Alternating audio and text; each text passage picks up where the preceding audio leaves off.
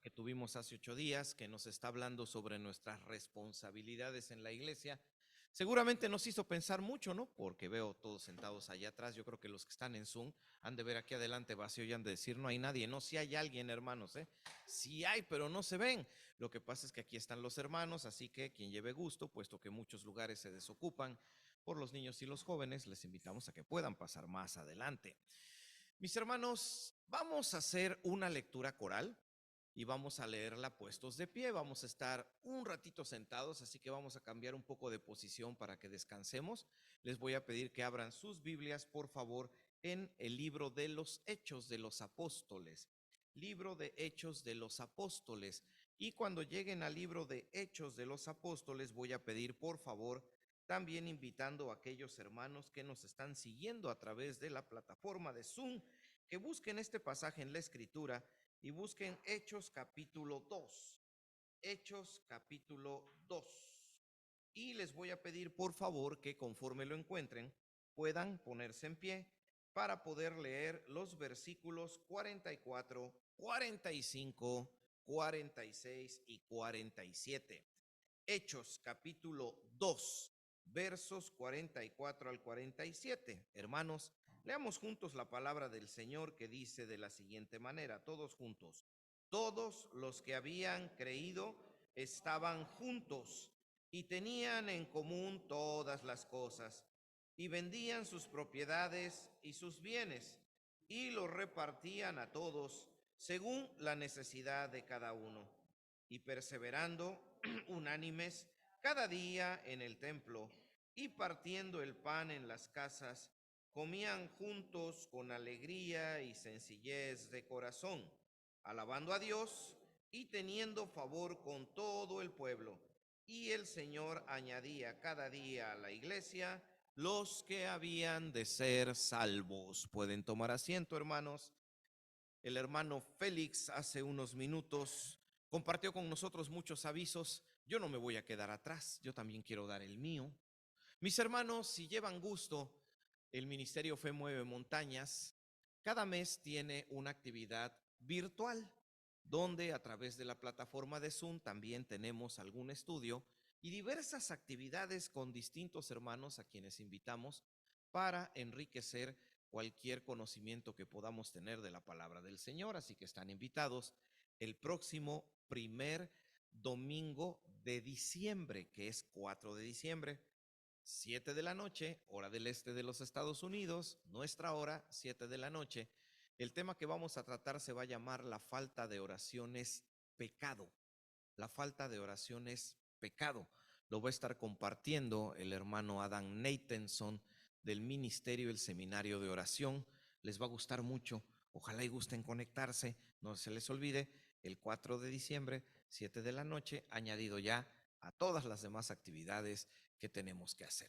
Y les recuerdo, mis hermanos, que en unos minutos, cuando terminemos esta exposición, vamos a tener el ensayo para el drama de Navidad, así que todos los hermanos que ya se anotaron, por favor, no se vayan, tenemos que quedarnos para poder hacer el ensayo y que todo esté listo para la fecha que tenemos presente para el próximo mes.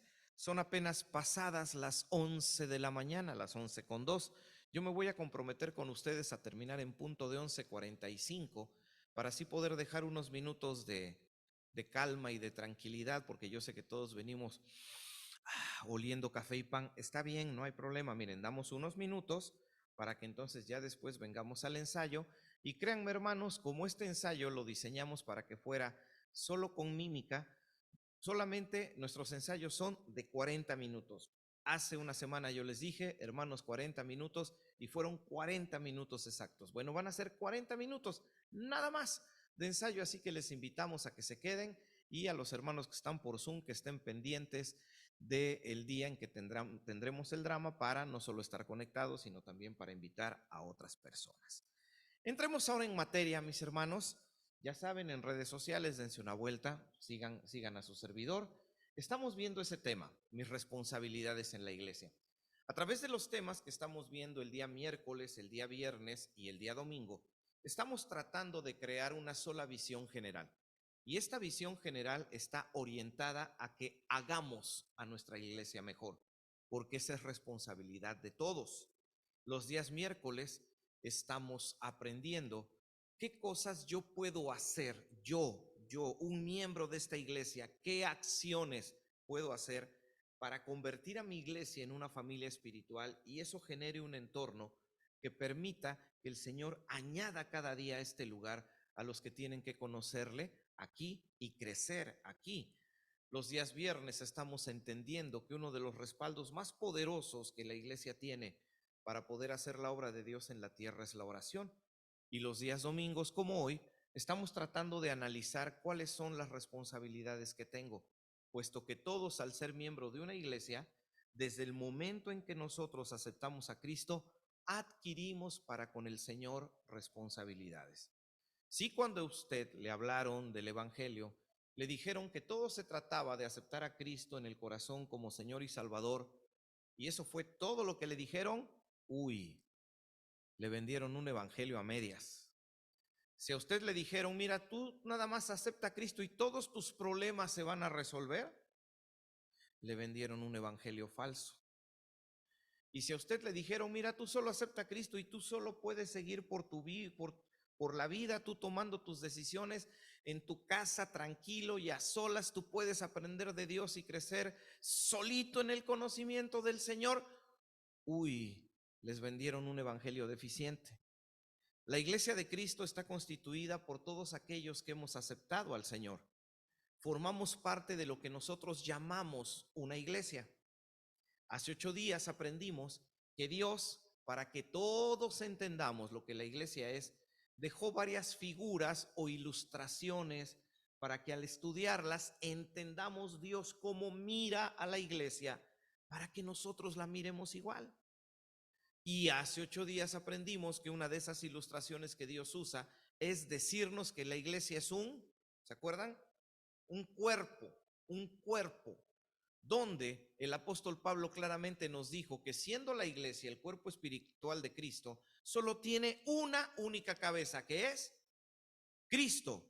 La cabeza de la iglesia no son los ancianos de la iglesia, no son los diáconos, no son los congregantes, no son los que predican, no son los que evangelizan, es Cristo.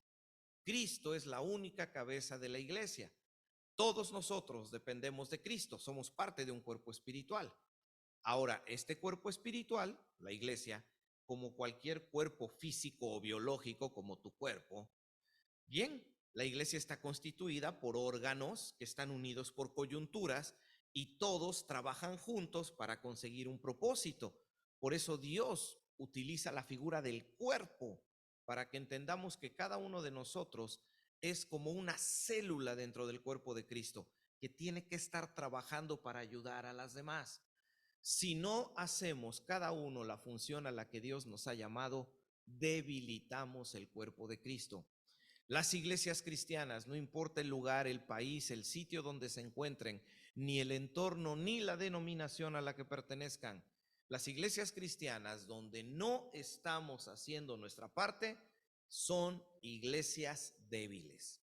Si usted va a una iglesia y nota que en esa iglesia no existe fuerza, que no se ve realmente empuje, que falta una chispa, que hay un algo que no se encuentra, nada más tiene que observar y se va a dar cuenta que cada miembro de esa iglesia no está ejerciendo su función. Y por eso la iglesia se debilita. ¿Cuáles son entonces mis responsabilidades? Del tema número 1, aprendimos, mis hermanos, que en la Biblia claramente existen 3 y solo 3 funciones. La Biblia no habla de 4, ni de 5, ni de 6. Y esas 3 funciones las encontramos en el tema anterior. Esas 3 funciones que hay en la iglesia son los creyentes, los creyentes, los cristianos, los convertidos, tú y yo, que hemos aceptado a Cristo y que nos congregamos. Los creyentes o los congregantes, pero también existen diáconos. Y aparte de los diáconos, también están los ancianos, aunque ahí yo repetí la palabra creyentes. 3, creyentes, diáconos y ancianos. El día de hoy vamos a ver 2 responsabilidades de los creyentes. Si Dios nos presta vida, dentro de 8 días veremos 2 responsabilidades más de los creyentes. Después veremos 2 responsabilidades que tienen los diáconos. Después veremos 2 responsabilidades más que tienen los diáconos para terminar con 4 responsabilidades que tienen los ancianos. ¿Cuál es la intención? Que tú te ubiques donde te encuentras.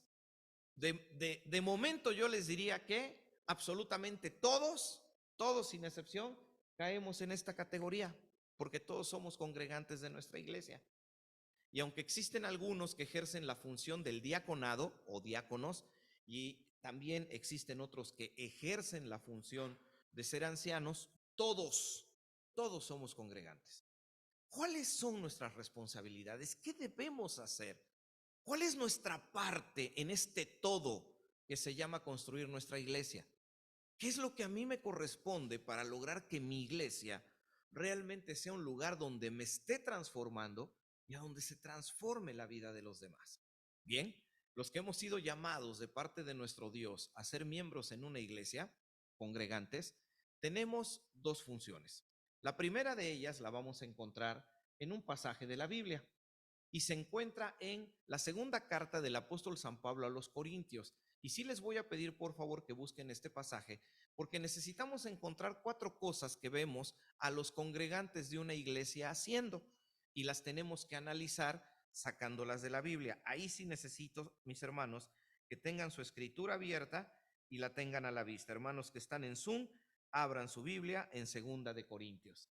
Y en Segunda de Corintios vamos a analizar lo que está pasando con una iglesia, que es la iglesia de Antioquía. Aquí yo les puse un mapa, mis hermanos, por acá les puse un pequeño mapa, donde nosotros vemos a una región llamada Macedonia, que acá les señalo en el mapa. La iglesia de Antioquía se encontraba por acá, no me alcanza el mapa. Pero aquí, de la iglesia de Antioquía, viaja el apóstol Pablo y en esta región llamada Macedonia, en su primer viaje misionero, establece varias iglesias. Resulta que estas iglesias de Macedonia tenían una peculiaridad bien interesante que las diferenciaba de las demás iglesias. Eran iglesias de mayoría gentil, de personas que no habían nacido en el judaísmo. Y por lo mismo, eran personas que tenían una serie de pensamientos diferentes a las iglesias donde la mayoría de los miembros eran judíos. Bien, en el pasaje que nos ocupa, vamos a leer algo que hacen las iglesias de Macedonia. Segunda de Corintios capítulo 8. ¿Qué hacen las iglesias de Macedonia? Resulta que el apóstol Pablo, después de viajar en Antioquía para visitar a estas iglesias, estando en este lugar, reciben una noticia. La noticia de que en la ciudad de Jerusalén, recuerden, esa es otra ciudad, se está pasando un tiempo de mucha necesidad, de mucha carencia. Entonces, Dios pone en el corazón de las iglesias de esta región recolectar una ofrenda para enviar ese dinero por medio de Pablo a Jerusalén y que se entregara a las personas en necesidad. Entonces, vamos a ver qué hizo la iglesia, las personas de las iglesias de Macedonia, porque no era una sola. Vamos a ver qué están haciendo los congregantes. Recuerden, 2 funciones de los congregantes. Vamos a ver qué están haciendo los congregantes de las iglesias de Macedonia. La lectura de Segunda de Corintios capítulo 8 inicia de la siguiente manera. Asimismo, hermanos, os hacemos saber la gracia de Dios que se ha dado a las iglesias de Macedonia. La gracia de Dios. Palabra que significa en la Biblia don, dádiva o regalo. Dice el apóstol Pablo, hermanos, les queremos hacer saber un regalo, una gracia, un don que Dios le ha dado a los miembros de las iglesias de Macedonia. ¿Cuál era ese don? ¿Cuál era esa dádiva, ese regalo? Que en grande prueba de tribulación, la abundancia de su gozo y su profunda pobreza abundaron en riquezas de su generosidad. Porque doy testimonio de que con agrado han dado conforme a sus fuerzas y aún más allá de sus fuerzas, y pidiéndonos con muchos ruegos que les concediésemos el privilegio de participar en este servicio para los santos. Y no como lo esperábamos, sino que asimismo se dieron primeramente al Señor y luego a nosotros por la voluntad de Dios. De manera que exhortamos a Tito para que tal como comenzó antes, asimismo acabe también entre ustedes esta obra de gracia. La carta que Pablo está escribiendo, ¿a quién se la envió? A las iglesias de Macedonia. No, la carta se llama Segunda de Corintios. Estamos hablando de una carta que Pablo escribe para enviársela a la iglesia en Corinto. Y Pablo lo que pretende es decirle a los congregantes de Corinto: imiten a los congregantes de las iglesias de Macedonia. ¿Cómo eran estos congregantes de lo que pudimos leer? ¿Qué hacían? ¿No lo notaron? ¿En serio? Sí, mi hermano, como dice nuestro hermano Miguel, ofrendaban, daban dinero. Las iglesias de Macedonia eran extremadamente generosas. Y saben, hay 4 cosas que sorprenden de este pasaje. Primero, versículo 2. ¿Qué es lo que sorprende? Versículo 2. En gran prueba de tribulación, la abundancia de su gozo y su profunda pobreza. Eran iglesias pobres. No eran como la iglesia de Antioquía, que era una iglesia muy rica. Las iglesias de Macedonia eran pobres, no tenían muchos recursos económicos. Y ustedes se preguntarán, ¿pero por qué? No es nada difícil. Macedonia, esto que usted ve aquí, ahí, en esa pequeña región, quedaban los últimos residuos, ya lo que quedó de aquel fantástico imperio que dirigió Alejandro Magno, que después se convirtió en Grecia. Pero ese imperio griego realmente no empezó siendo el imperio griego, empezó aquí, en Macedonia, aquí. Para cuando estamos leyendo esto, Macedonia está bajo el control romano. Y ya los romanos saben que los macedonios son bravos para la guerra, y que tienen un historial de muchas rebeliones. Por eso Roma los tiene subyugados, limitados. Roma intencionalmente no permite que haya mucho comercio en Macedonia, porque no quiere proveer los recursos que pudieran convertirse en una revuelta a futuro. Por eso estas iglesias batallaban para generarse sus ingresos. Eran iglesias pobres. Y resulta que a pesar de ser pobres, ¿cómo eran? Generosos, generosos. Eran generosos. Y saben, en ocasiones esto sucede tal y como lo dice Pablo. Cuando a veces visitamos ciertos lugares, por ejemplo, cuando hacemos este trabajo en Fe Mueve Montaña, ¿saben que nos ha tocado llegar? Llegar a casas donde no vemos absolutamente nada, y en medio de lo que no hay, nos dan, y nos dan con abundancia. Ahí los vemos correteando a la única gallinita de la familia, y la matan y nos la sirven, a la única, y ahí los ve uno corriendo detrás de la gallinita, y ahí está la gallinita, ¿no? Y dice uno, es que es todo lo que tenía. En medio de la pobreza suele haber generosidad. Miren cómo eran las iglesias de Macedonia. Eran generosos, generosos en medio de la pobreza. Pero no solo eso, versículo 3, porque ellos ofrendaban, pero de 3 maneras. 1, con generosidad. Versículo 3, doy testimonio de que con agrado han dado conforme a sus fuerzas y más allá de sus fuerzas.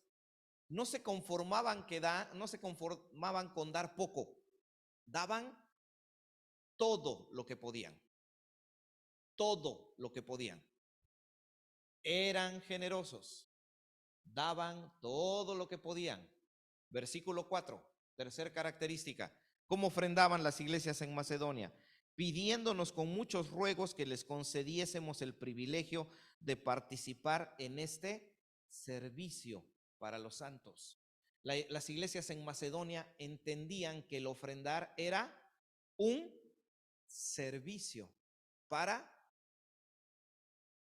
no era para la gente en Jerusalén, porque pudo haberse enviado a otra ciudad, a otras iglesias con otras necesidades. Las iglesias en Macedonia entendían que lo que ellos daban, ¿a quién se lo daban? A Dios. Era un servicio para Dios. Para ellos eso significaba servirle a Dios. Era lo mismo que limpiar los baños de la iglesia era lo mismo que sacudir las paredes, era lo mismo que darle la bienvenida a las personas, era lo mismo que alojar a un necesitado, era lo mismo que ayudar a una viuda, era lo mismo que alimentar a un huérfano. Para ellos el ofrendar era servicio, ellos lo que querían era servir a Dios. Así que ofrendaban con generosidad, de manera abundante, como una forma de servir a Dios. Característica número 4 de cómo ofrendaban. Versículo 5, perdón. El versículo 5 del mismo capítulo dice de la siguiente manera: y no como lo esperábamos, sino que sí mismos se dieron primeramente al Señor y luego a nosotros por la voluntad de Dios. ¿Cómo ofrendaban? De corazón. Porque antes de entregar su dinero, primero que daban el corazón. Es lo que está diciendo. Primero se dieron a ellos mismos y ya después nos entregaron el dinero. Sí, claro, porque en el contexto cristiano cualquier cantidad de dinero donde no va primero el corazón es solo dinero. Cuando en el dinero va mi corazón, eso es una ofrenda. Si no es solo dinero. Así es como ofrendaban. Entonces, hermanos, estamos viendo dos cosas que hacen los congregantes de la iglesia de Cristo. Una de ellas ya quedó muy claro. ¿Qué hacen los congregantes de la iglesia de Cristo? Ofrendar. ¿Sí? Ofrendar. Los congregantes de la iglesia de Cristo tenemos que ofrendar. Y no son buenos deseos de dinero. ¿Sí? No son oraciones, es dinero. Cuando hay que ir a hacer alguna obra y se detiene uno en la gasolinera, uno no se baja y le dice a la persona, ¿me puede poner 3 galones de gasolina? Claro. Oiga, ¿le puedo pagar con un par de oraciones? Le hablan a la policía. Sí, ¿no?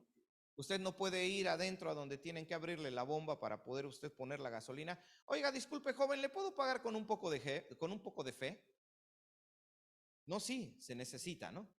Ok, vamos a ver la segunda cosa que vemos haciendo a la iglesia, a los congregantes de la iglesia, y después ya cerramos con una conclusión.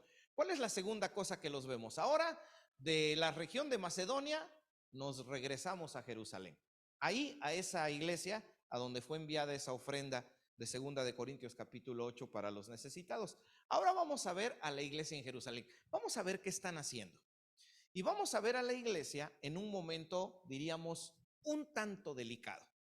En Hechos capítulo 4, 2 de los apóstoles son tomados presos por parte de los líderes religiosos.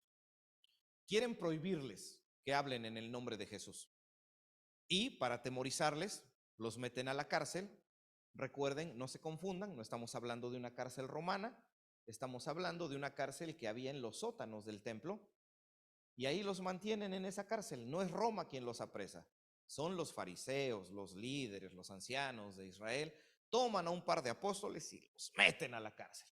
Pero de ahí salen un día después los fariseos, mandan a traer a los apóstoles y les prohíben hablar en el nombre de Jesús. Los apóstoles les dicen que ellos no van a dejar de predicar a Cristo. Les dan una reprimenda, un regaño y los despiden. Y en cuanto los apóstoles salen, lo primero que hacen, ¿a quién creen que es ir a buscar? A los congregantes de la iglesia en Jerusalén, o sea, a los miembros de la iglesia. Y ahí es a donde quiero que encontremos que es ver qué están haciendo. Por favor, vamos ahora a Hechos capítulo 4 y vamos a ver qué están haciendo los congregantes de la iglesia en Jerusalén. Hechos capítulo 4.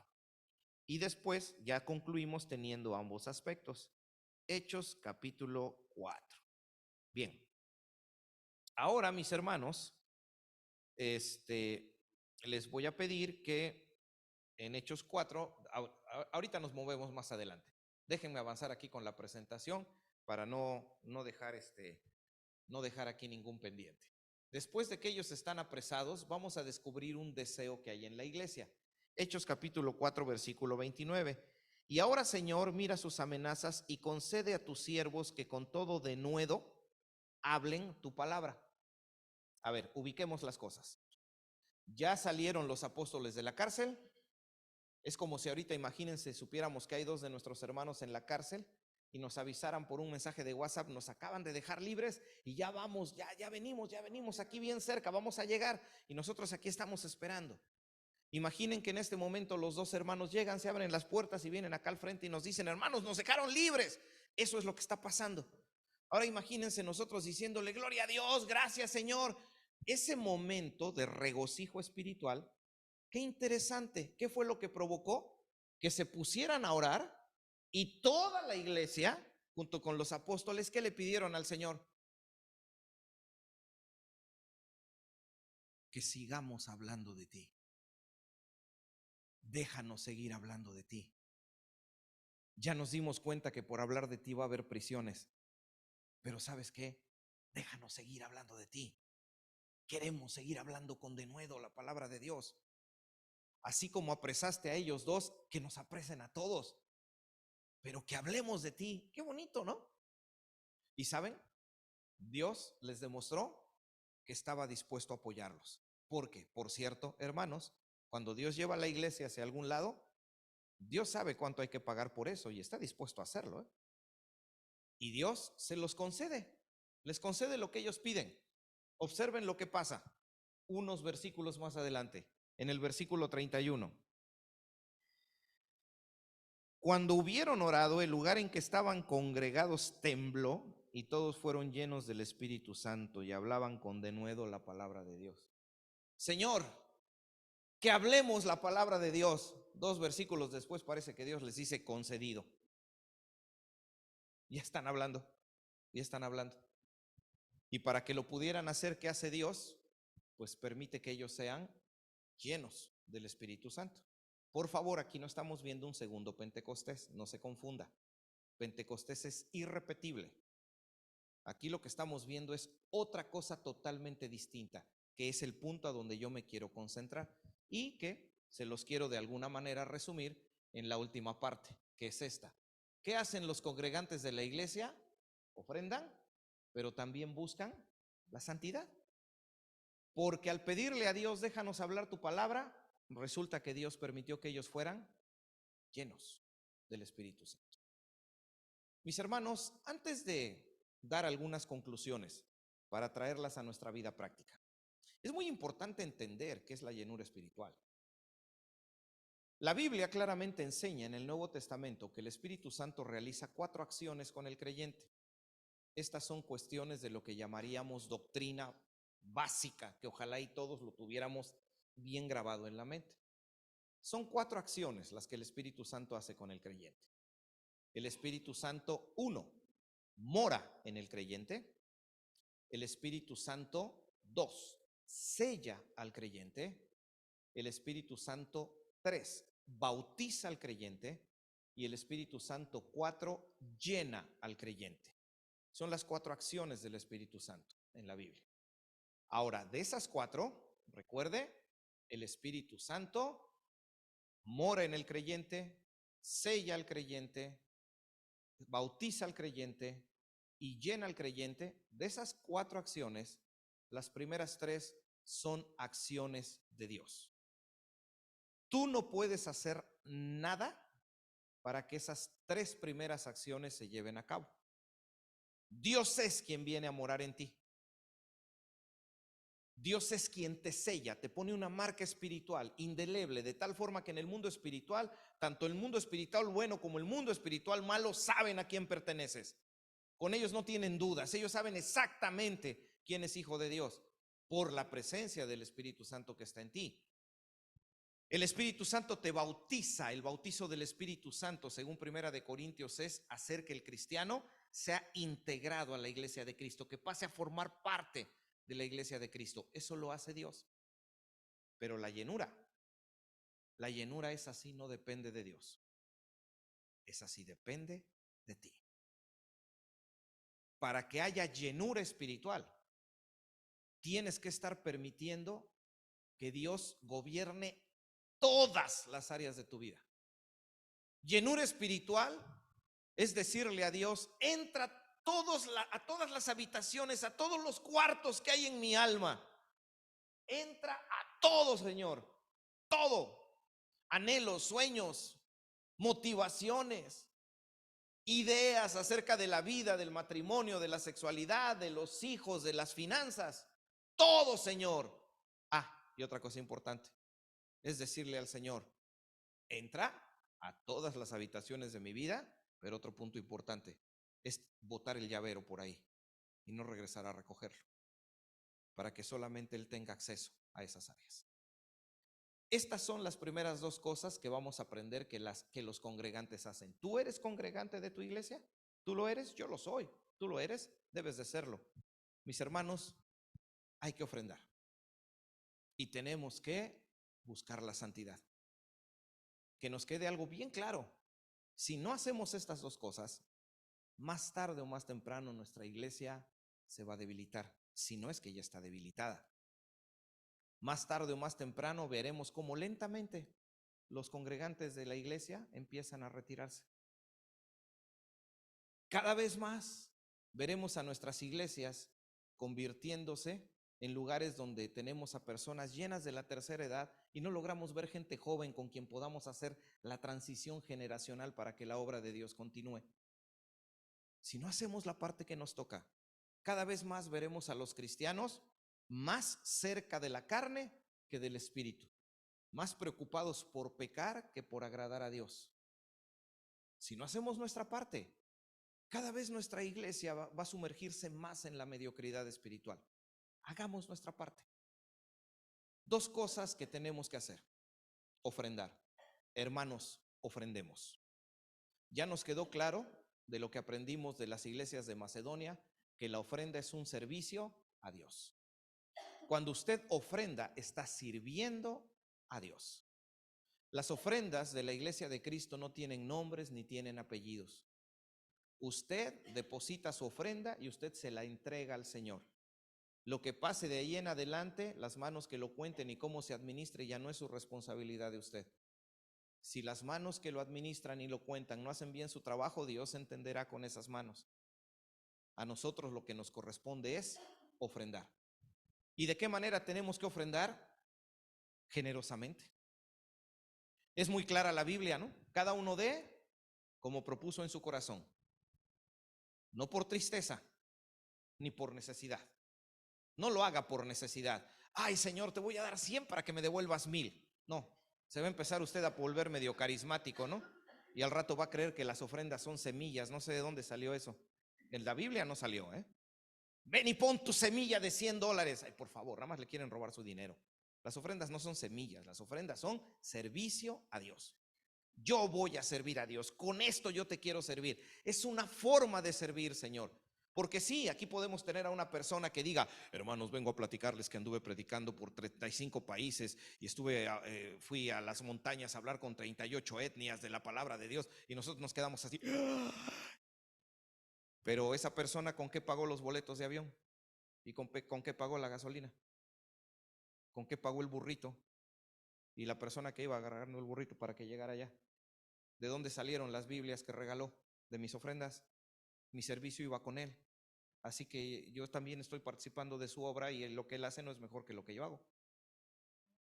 Claro, pero hay que hacerlo con alegría. Con alegría, con alegría. Hermanos, considera la ofrenda como algo prioritario en tu vida.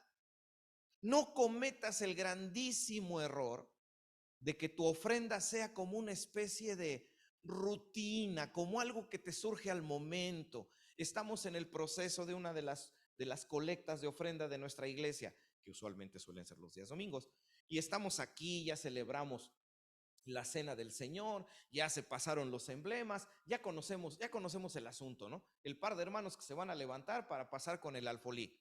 No cometas el error de que en ese momento digas, ay, la ofrenda, a ver cuánto traigo, espérame, a ver, híjole, lo saco y digo, a ver, ¿qué? Pues haberlo hecho este. No, prepárala. Desde el momento en que recibas los ingresos que Dios te da, pon en tu corazón decir, esta es mi ofrenda para mi Señor, y no se toca. Y no se toca. Porque si no vas a cometer el error que muchos cristianos cometen de creer que con Dios están en alguna especie de negocio. Se los explico. Cristianos que actúan así. Si reciben $100 a la semana, ellos dicen, aquí están $10 para el Señor. Está bien, ya lo decidiste, hazlo con alegría. Es tu servicio a Dios. a través de esa ofrenda, la obra de Dios se va a hacer en esta tierra. Perfecto, excelente, muy bien. Por cierto, dije $10 solo por decir, no vayan a pensar que estoy hablando de diezmo, ¿no? Eso no tiene nada que ver, ¿no? Esa era una práctica en el antiguo pueblo de Israel. Y si alguien se queda con la idea, y los cristianos no tienen que diezmar, porque aquí en la iglesia que está en la esquina a la vuelta y 2 calles para allá, dicen que el diezmo. A ver, espérenme, hermanos, tranquilos. En el Antiguo Testamento, los diezmos, el 10% del dinero, no eran ofrendas que se entregaban a Dios, eran ofrendas que se le daba a los levitas, a la gente que le servía a Dios. Ni siquiera eran ofrendas para la obra de Dios. El pueblo de Israel, es que el pueblo de Israel daba el diezmo. No, lea bien la Biblia. El pueblo de Israel no daba el diezmo, el pueblo de Israel daba aproximadamente el 25% de sus ingresos en ofrendas. Unas eran para la obra de Dios, unas eran para la casa de Dios y unas eran para los levitas. Y aparte, una vez al año se tenía que entregar una ofrenda para el mantenimiento del templo. ¿Quieren ponerse muy hebreos? Órale, den el 25% de sus ingresos. Ya no les va a gustar, ¿verdad? Por eso la Biblia dice, no es con reglas, no es con cantidades. Cada uno dé como propuso en su corazón. ¿Cómo propuso? ¿Cómo propuso? ¿Cómo lo planea? ¿Cómo lo analiza? ¿Cómo lo razona? ¿Qué tanto razonas tus ofrendas? No caigas en ese error de entrar en ese juego de negociación, porque si recibo $100 de mi alegría, digo, Señor, aquí están $10. Excelente. Pero ¿saben qué hacen algunos cristianos? Si la siguiente semana no recibieron 100, sino que reciben 50, ¿saben qué hacen muchos? Pues le bajo a la ofrenda. ¿Pero por qué? No entiendo por qué. Si ya lo has propuesto en tu corazón, síguelo dando. Si tú sabes que ese es el servicio que le vas a dar a Dios, entrega lo que Dios te ha puesto en el corazón. Dáselo. Ay, hermano, pero es que ya recibí menos. ¿Y por qué Dios tiene que pagar los platos rotos? Y eso se encadena con la santidad. Mis hermanos, la llenura espiritual, yo sé que trae muchas bendiciones personales. Dios se manifiesta en mi vida. Dios honra a los que le honran, lo que implica que Dios empezará a resolver problemas en mi vida. Los conflictos en casa se tornarán menores. Los problemas matrimoniales van a reducirse al mínimo. El trato con los hijos va a ser el mejor. Dios se manifestará con bendiciones en el hogar. Y la lista de las cosas que provoca la llenura espiritual es, en verdad, grandísima. Pero más allá de los beneficios espirituales que produce que tú estés lleno del Espíritu, piensa en los beneficios congregacionales. La llenura del Espíritu Santo hace que tu iglesia se haga más fuerte. Eso lo puedes hacer. Yo dirijo una iglesia en México, también visitamos otras iglesias. Yo les diría desde esta función que yo ejerzo en la iglesia de Cristo, ayúdenme santificándose. Ayúdennos ofrendando. Como Dios se los ponga en su corazón, pero ofrenden conforme a sus fuerzas y aún más allá de sus fuerzas, porque así lo hacían las iglesias de Macedonia. La lógica de las iglesias de Macedonia era bien simple. Esto propuse en darle al Señor. Oye, ¿y te quedaste con algo para la semana? No, no me quedé con nada. No, quédate con algo. No, porque esto fue lo que propuse en mi corazón, ya que el Señor se preocupa en la semana de lo que me tiene que dar. Así hacían las iglesias de Macedonia, igualito a como hacen las iglesias de México y de Nueva York en el 2022. Mis hermanos, ayúdennos a que esta magnífica obra de Dios se haga. Ofrendemos.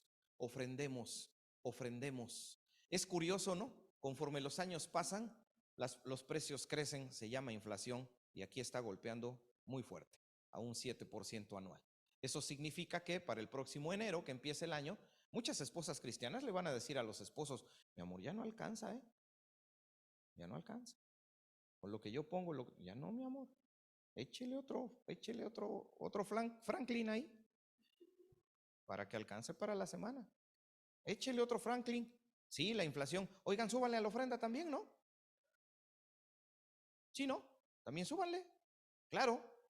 Si hay inflación, pues la gasolina va a estar más cara, ¿no? Entonces hace falta su dinero de ustedes. También súbanle. O sea, piénsenlo y se van a dar cuenta lo fácil que es que los cristianos empecemos a ejercer las ofrendas como si fuera un favor que le hacemos a Dios. Ya quítense eso de la cabeza.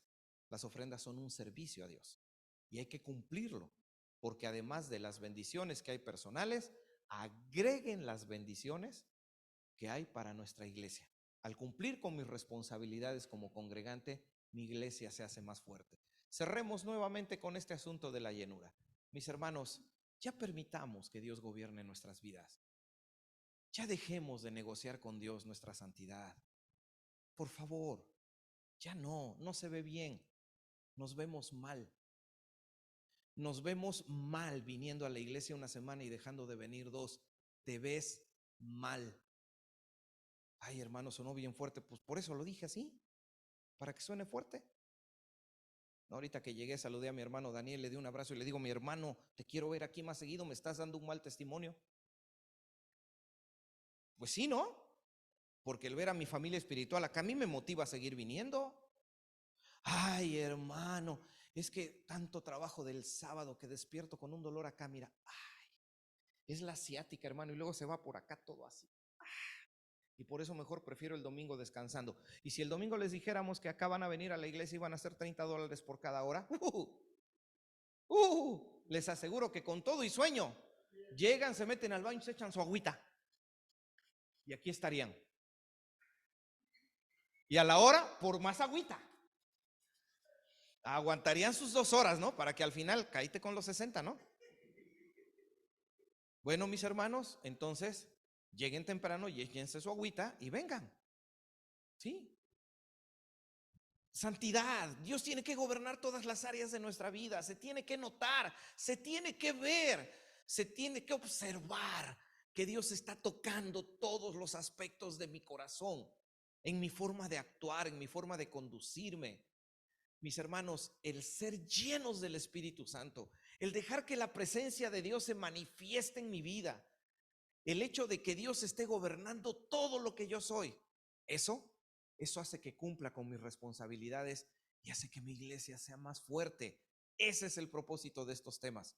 Recuerden, la iglesia de Cristo hacía 2 cosas: ofrendaba.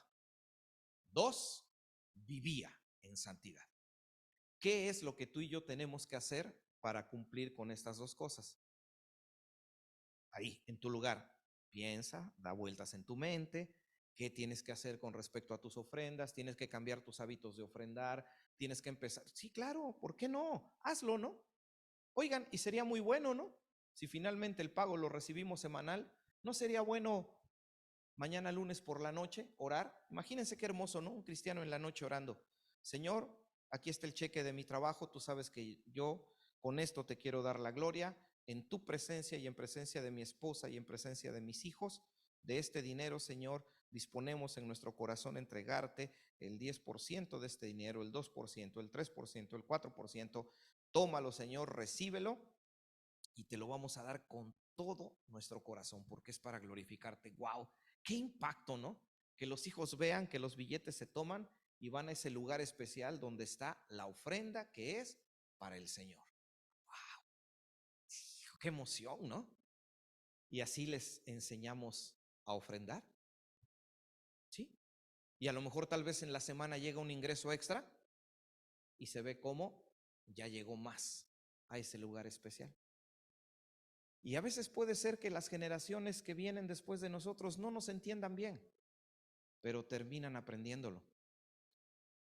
En este gobierno, allá en el país de México, a los estudiantes que están en escuelas públicas no privadas, se les envía un dinero. El gobierno les está enviando dinero por estar estudiando. Por eso tenían que haberlo hecho hace 40 años, cuando yo estaba estudiando, no ahorita. Y ahí van recibiendo ellos, ¿no? ¿Sabe? Van recibiendo, ¿no? Y no se imaginan a mí la alegría, pero también al mismo tiempo la enseñanza, no sé qué palabra utilizar, que me da cuando la hija mayor llega bien contenta y me dice: papá, ya me dieron mi beca, me dice, ¿no? Se las depositan en una tarjeta, ¿no? Me dice: acompáñame a cobrarla, ¿no? Entonces llega bien contenta del banco, entra y sale con su dinero y me dice: aquí está el dinero. Y le digo: ¿qué, hija? Para la casa y para la ofrenda. ¿Sí? Dame para la casa y dame tu ofrenda. ¿Y cuánto te doy? 1000 veces hemos hablado de cuánto es. Y 1000 veces me vuelve a preguntar. Supongo para que se me olvide y le pueda yo bajar la cuota, ¿no? Supongo yo, ¿no? Bueno, pues le vuelvo a dar la cuota, tanto y tanto, ¿no? Ay, no. Y yo le he dicho a ella, esto que estás dando, el Señor te lo va a multiplicar. Y ¿saben qué, hermanos? No es broma, le aparece dinero. Le aparece dinero. No, en serio, no es broma. Le aparece dinero. Oye, ¿qué crees que pasó, papá? Fíjate que ahí en el salón hay una tarea que hay que hacer y los muchachos no quieren. Y me preguntaron que si no encontraba yo a alguien que hiciera la tarea y pagaban ellos. Le digo, ¿y qué vas a hacer? Pues yo la voy a hacer y que se me quede el dinero. ¿Ya llegó dinero? Ya llegó. O sea, aún a esos niveles donde alguien no es formalmente productivo, Dios encuentra la manera de bendecir. Pero la clave es entender que yo tengo que ofrendar y vivir en santidad. Mis hermanos, la santidad no es negociable. Sin santidad nadie verá al Señor. No es negociable. Ya entrégale todas las áreas de tu vida al Señor. Ya no estés negociando con Él. Ya deja ese juego macabro de creer que tú puedes como que estar en un estira y afloja con Dios. Mira, Dios, voy un día, pero un día no voy. Una semana es para ti y la otra es para mí. Ya no entremos en ese juego. Así no funciona. Ay, Señor, te voy a servir 6 meses con harta alegría y después se me acabó la alegría. Ahora espérame a que me llegue más alegría para entonces volverte a servir. No funciona así, hermanos. No funciona así. Que en todas las áreas de nuestra vida el Señor esté. Como Pablo decía, que nuestras vidas sean cartas abiertas, donde todos puedan leer lo que somos. Recuerden lo que pasó con Adán y Eva. ¿Qué fue lo primero que hicieron cuando fueron descubiertos en pecado? Se escondieron. Cuando un cristiano tiene cosas por esconder, es porque algo no anda bien. ¿Hay algo que esconderías? ¿Podrías hablar en este micrófono de cualquier tema de tu vida? Aquí, pasarías al frente y podrías hablarnos de lo que fuera. Tus finanzas, tus ingresos. Uy, pero de mis hijos no, porque andan haciendo unas cosas. Entonces lo tendrías que esconder. ¿Ya ven? Cuando algo no está bien, se esconde. Bueno, la santidad es que no haya nada que esconder. Eso es la santidad. Por eso es que yo los animo, mis hermanos, y quiero concluir tal y como les dije, 11:45, y vamos a orar, pidiendo que el Señor nos haga entender que tengo responsabilidades en la iglesia. Como congregante tengo 2 responsabilidades: ofrendar con generosidad, porque yo estoy haciendo un servicio a Dios, y viviendo en santidad, porque de esa manera mi iglesia va a ser una iglesia más fuerte, una iglesia que va a ser más como el Señor desea, y una iglesia que Dios va a utilizar a ti, a mí y a todos. Nos va a utilizar para hacer obras asombrosas, pero tenemos que cumplir con esto. Si Dios lo permite, en la próxima semana veremos otras 2 cosas que en la iglesia vemos haciendo a los congregantes, para que nosotros sepamos lo que tenemos que hacer. Les invito a orar, mis hermanos, en su lugar. Señor, en oración quisiera yo pedirte, en la parte que concluye con la exposición del tema de hoy, que tú, Señor, a través de estos temas que son sencillos, tal vez no son tan profundamente doctrinales, pero sí completamente prácticos, que nos hagas reflexionar qué tanto estamos cumpliendo o no con nuestras responsabilidades en la iglesia, puesto que de ello depende que nuestras iglesias sean iglesias que tú uses para dar fruto a tu nombre. ¿Cómo estoy ofrendando? ¿Cómo estamos ofrendando, Señor? Este es un buen momento para que nos lo cuestionemos. ¿Estoy realmente ofrendando? ¿Estoy dando lo que propone mi corazón o estoy dando lo que me sobra? Si las ofrendas, Señor, son un servicio a ti, ¿cuánto te estoy sirviendo? Si las ofrendas, en cierto modo, son una expresión material del amor que te tenemos, lo que deposito en el alfolí es cuánto te amo. Señor, ayúdanos a entender que las ofrendas se proponen en el corazón y las ofrendas generan alegría. Que sienta yo alegría cada vez que yo deposite una ofrenda. Que ponga yo mi ofrenda y diga yo con mucha alegría: mira, Señor, siento gozo, porque a través de esto se pagará alguna deuda de la iglesia. A través de este dinero tendremos café. A través de este dinero, Señor, se pagará la energía eléctrica. A través de este dinero, Señor, se ayudará a algún siervo. A través de este dinero se le dará una ofrenda a un necesitado. Que lo dé yo con alegría, con gozo, sabiendo, Señor, que tal vez yo no puedo subir una montaña para llevar tu palabra, pero sí puedo ayudar a que una persona llegue a esa montaña. Y con hacer eso, el servicio que tal persona hace es igual de importante que el mío. Que ofrendemos con alegría, pero también, Señor, ayúdanos a esta parte tan delicada de la santidad, que es, Señor, finalmente una responsabilidad que tenemos todos los creyentes. Tenéis por fruto la santificación, dice la Biblia, porque la voluntad de Dios es vuestra santificación, dice tu palabra en otro lugar. Ayúdanos, Señor, a entender eso. La santidad ya no puede ser negociable. Que si tú nos estás pidiendo algo, Señor, que te lo entreguemos. Que si tú estás pidiendo que nosotros demos algo para tu servicio, que te lo demos.